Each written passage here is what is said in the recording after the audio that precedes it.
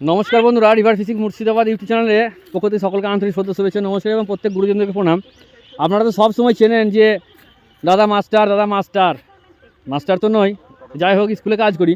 তো আমার ওর বাইরে একটা দুনিয়া আছে, সেই দুনিয়াটা আজকে আপনাদের সাথে শেয়ার করছি। দেখুন, আলু লাগিয়েছিলাম এখানে, আলু তোলা হয়ে গেল, মাথায় করে বয়ে দিয়ে এলাম। এই ভাইপো গাড়ি নিয়ে এসে চাপিয়ে দিয়ে গেলো। ভাই বাড়িতে 2 বস্তা খাওয়ার জন্য রাখলাম। এটা হচ্ছে পাকা আলু পাঞ্জাব জ্যোতি। এটা আমাদের ধান 1010, এই 3 বিঘা আছে। এটা এই নিচেরটা 2 বিঘে ওই পর্যন্ত। এই দেখুন শসা গাছ, এটা শসা, আমার শসা। ওখানে বিনস আছে, লাফা আছে, হ্যাঁ দেখুন বাবা আছে, ভাই আছে, হ্যাঁ এই যে আমার ভাইয়ের মেয়ে পুচকে, এই যে আমার পুচকে ভাইয়ের মেয়ে, এটা আমার মেয়ে। সব আমরা এসেছি মাঠে।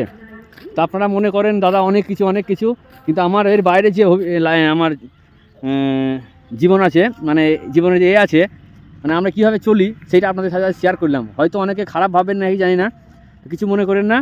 হ্যাঁ এই টাক ভেবেন না, মাথায় আলু বয়ে টাক উঠে পালিয়ে গেছে। তো যাই হোক, সকলে সুস্থ থাকবেন, ভালো থাকবেন। সবাই এসছে, আমার বাড়ির সব আছে, মা বাবা ভাইয়ের মেয়ে, আমার মেয়ে, সবাই আছি। তো ঠিক আছে, সবসময় মাছ ধরতে যেতে পারি না বন্ধুরা, মাঠের কাজও থাকে।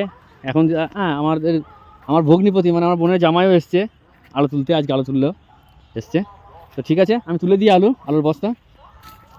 ঠিক আছে, টাটা।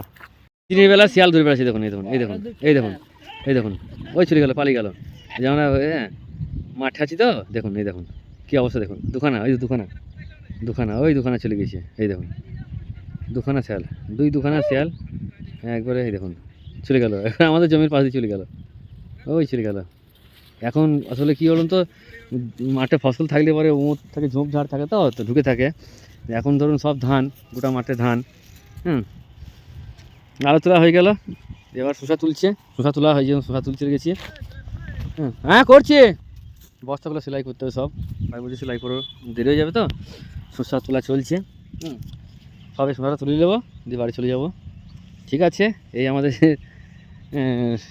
পরিবেশ, এই আমাদের ঠিক আছে, একটা শসা খাই।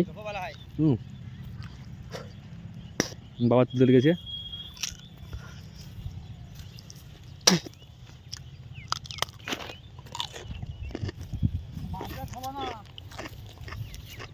ঠিক আছে, দেখা হচ্ছে কালকে খেলে। আমি এই ভয়টা করছিলাম, আমি এই ভয়টা করছিলাম যে বুঝি